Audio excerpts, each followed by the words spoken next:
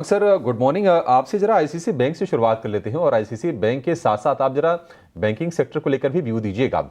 और considering the fact कि आगे बजट खड़ा है, आप बताइए कि आपको आईसीसी बैंक के नतीजे कैसे लगे सर?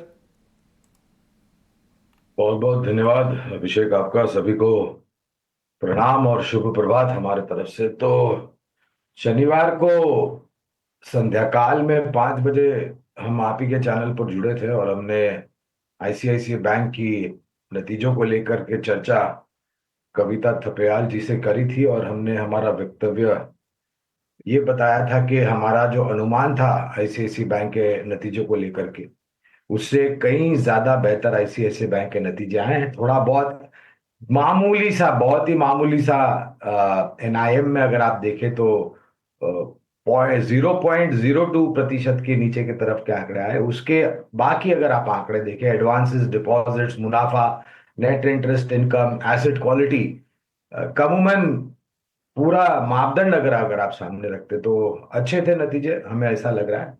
और निरंतर हमारी राय खरीदारी की रही है आईसीआईसीआई बैंक पर। और हमें लग रहा है कि कहीं ना कहीं वित्तीय क्षेत्र अब धीरे धीरे करके जो सुधार की गति है, अ, अभिषेक, वहां पर तेजी आने के आसार नजर आ रहे हैं। और शायद चौथी तिमाही के नतीजे इससे भी बेहतर हो सकते हैं। आप बता रहे हैं बात। तो गुरांग सर, पहले तो शुक्रिया समय देने के लिए, और आपने सैटरडे को भी समय दिया तो इसके लिए भी अगेन शुक्रिया।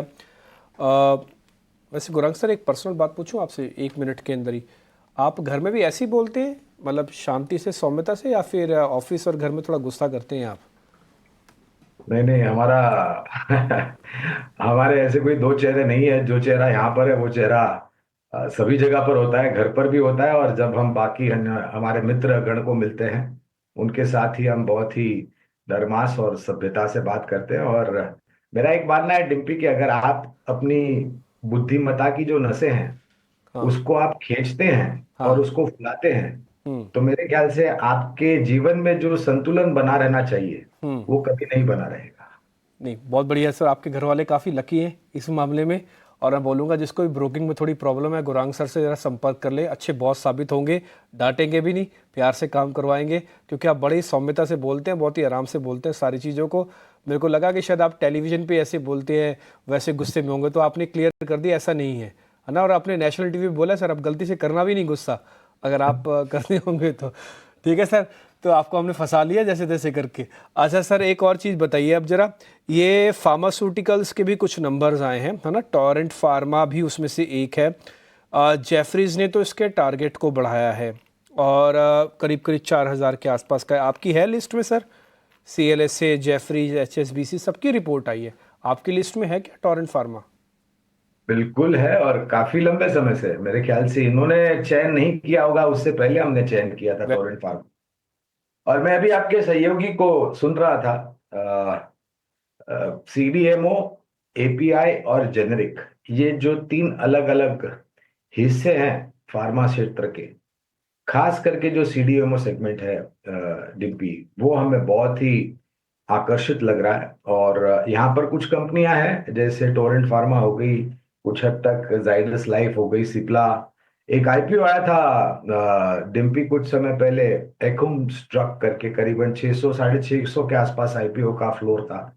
ये पूर्ण तरीके से 100% सीडीएमओ सेगमेंट में कामकाज करती है। और वास्तविकता ये है डिम्पी के, हमारा भारत देश पूरी दुनिया के लिए दवाई की दुकान था, है और आने वाले भविष्य में रहेगा। इसकी ये जो परिस्थिति है, या ये जो हमारा भारत देश का स्तर है पूरी विश्व भर के लिए, दुनिया के लिए दवाई की दुकान, इसको कोई चुनौती नहीं दे सकता है। हमारे यहाँ पर जिस प्रकार से क्षमता है, आरएनडी है, बुद्धिमत्ता है और कामकाज करने का जो तरीका है वो। और टोरेंट फार्मा पर तो काफी लंबे समय से, जब भी मेरे ख्याल से करीबन 1,000 के नीचे था, तब से हम खरीदारी की राय दे रहे हैं, और वो निरंतर आज के तारीख में भी है।